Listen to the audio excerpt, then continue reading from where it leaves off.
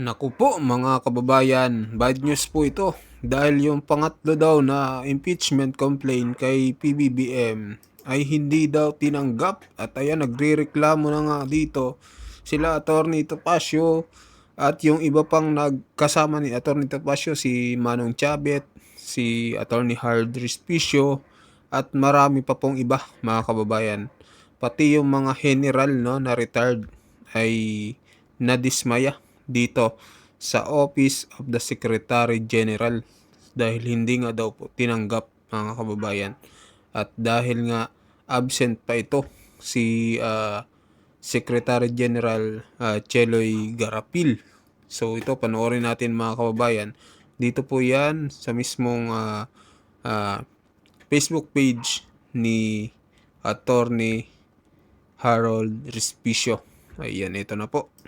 Paying your salary. Ganyan talaga. Paying your salary. So you answer us. For the meantime, I'm making a proper, even if you don't receive, by law we can proper the complaint and all the annexes, and that is legal. If you will not receive, that is deemed legally received by law. We tender the tender. We are properly and tendering it Our complaint. in under and by virtue of the Teka, Constitution. Today is 2:18. Okay, si attorney naman. Second. I acknowledge the time is 2:11. Yes. Okay, 2:11. Okay, sige. Para kalma lang tayo, si attorney naman is here to explain to us. Attorney, maybe better Yes, explain it to us right now. I will. Upo muna kayo tayo. Upo muna tayo. Ako muna tayo. Para hindi tayo parang tense dito sa ano. Yeah, Attorney, please sit down here. I note your manifestation, sir.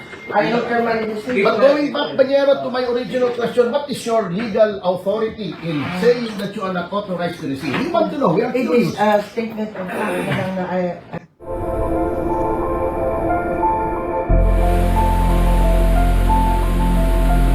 I am not authorized. Okay. So you are saying that based on your own conclusion of what the law says, you are not authorized. Is that what you're telling this fellow lawyer? It's not in the law. Panyero, It's kaya against the nga. law. It's against the law. Is that what you're saying? Okay lang, sandali So sinasabi na ni attorney I'm not authorized.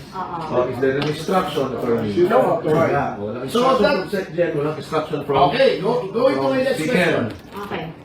Since there is no instruction, you're saying that you cannot receive the complaint. It's based on your conclusion of the what the law says. Wait, sir. Wait, sir. Okay, listen mo, sir.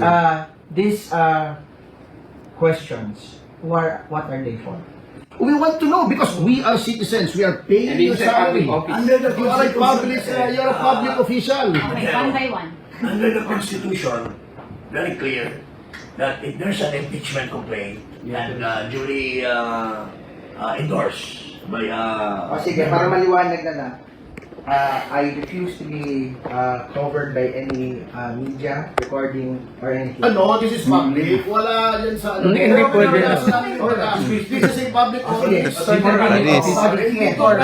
Bawal daw mag-record. Okay. Okay. I just manifest. Okay, go I ahead. am not consented to any recording or broadcasting of any conversation here as I don't. Okay. Our lawyer and co-complainant, Attorney Bernie Topacio will tender the Okay. complaint. Okay. Hindi, sandali lang, for the record. Oo. We'll tender the complaint Oo. in accordance with the Constitution. I note, Okay. I note for the proper. That's kanina yun, di ba? I know. Inabot ko. Oh. I note for the proper. I said no. Para let's go through the motion. Okay. I said no. Yes. Para at least Okay. Nonetheless, we are tendering a Attorney, Okay. just to be to you, to be candid, syempre, because we understand na hindi ka naman yung authorized, but of course, as a group, we will also take legal steps. That's why may maganito lang motions. You understand na? So, we thank you. wala pong sama ng loob. If that is what I understand. In fact, we feel sorry that you have to take the We fall thank you this for email. receiving us. So, maraming salamat. Kung may- Yung documents. Yes. Establish ko lang. It's 2/11/22 January na tinender namin sa iyo yung aming Para very kukumpletin ko na rin po. Okay. It was an attempt to No, it's not an attempt. We tender to you. We tender to you. Para kukumpletin ko na nga. Galing na sa kanya. Sige, let You him. are here To tender. To tender, I refuse. That's legal. And you left a copy here in the office. You could actually leave it there. Para okay na po tayo. Pwede ba pa-receive ba? Is that satisfactory? Okay na. Okay, Yes, thank you. This Thank is you. what I Thank you. propose. Attorney, Di ba office, ito ka pa niya, no? Di ba office hours nyo hanggang alas 5? 7 o'clock. 7 o'clock, okay. Since wala si Cheloy dito, hihintayin namin na dumating siya ulit. Yeah, very. Ako, hintayin ko. I'll stay here until 7. Tapos si Cheloy, tanongin mo ko sa We will wait Out of the country. until Kaya, Anyway, thank you for that. Alam mo naman. Tanong mo, bakit wala si Where is Cheloy? the second? Where is the second? Asan ang section? For the record. Kunyari. Where's the second? For the record. Taiwan. And in her absence, who is the acting second? Sandali. For the record. Who is? It's you.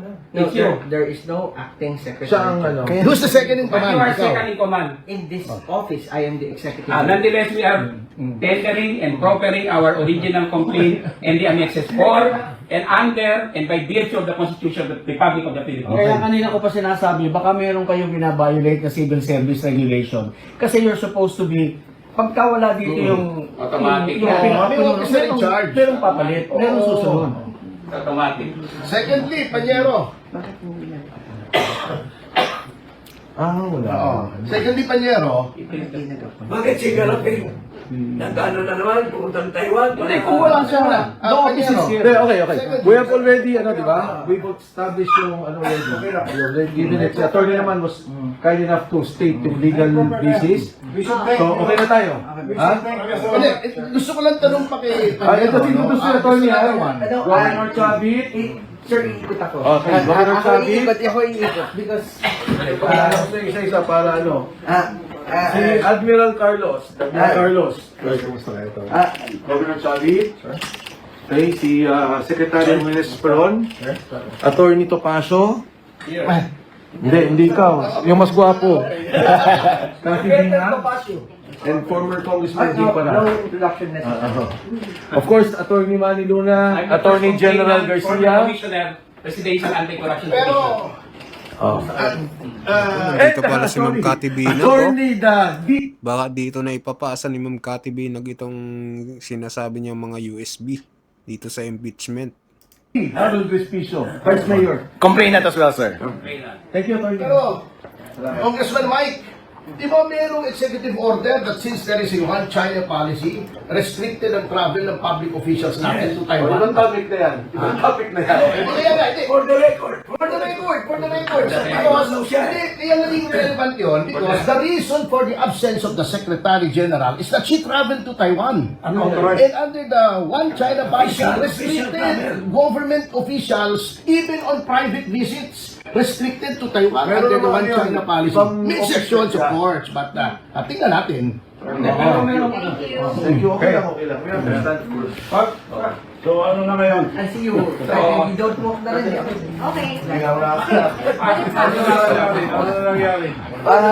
Yun nga. Anyway, hindi naman yung attorney yung... Enter naman tayo, that's enough. That's the legal requirement. Tira, manong? Let's go.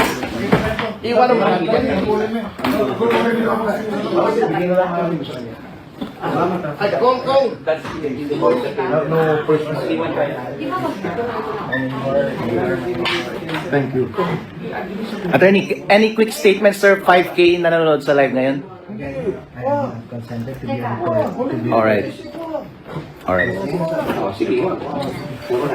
Kung Mike, for the 5,000 watching live, anong statement natin? Well, una sa lahat, si attorney was kind enough to come here and sabihin niya na hindi niya kayang tanggapin.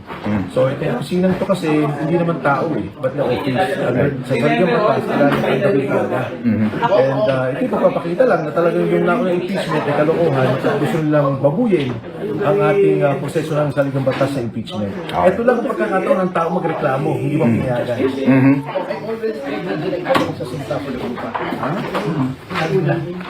Attorney Topacio, any statement? Yes. Any statement, sir? Sa I give my full assent to the statement of Congressman Mike Defensor na talagang sinisigil yung karapatan ng mga taong bayan na sila ay magreklamo. Smayado eh, no? Bakit tinanggap, mga kababayan? Congressman Baras, ano po statement natin sa kanilang pag-refuse ng ating complaint? Well, unang-una, wala daw yung SecGen. Eh, nasa Taiwan daw. Unang-una, yung SecGen, she's violating the One China policy. Kasi dati siya doon na head ng MECO. What's her business there? When she's supposed to work here to receive our complaint. So, dapat matanggal yan si Garapil. Tawag ko nga dyan, Garapal eh. Nako, Alright. tinawag na garapal, aray ko, mga kababayan. We're just exiting the office of the Secretary General. So, ayun, mga kababayan, ano masasabi nyo dito, no? Sa hindi pagtanggap ng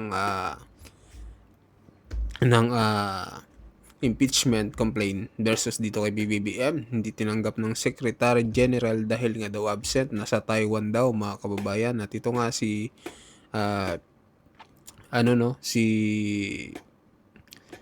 dating congressman na Paras ay nagalit na, mga kababayan, at tinawag na garapal itong si Garapil daw, mga kababayan.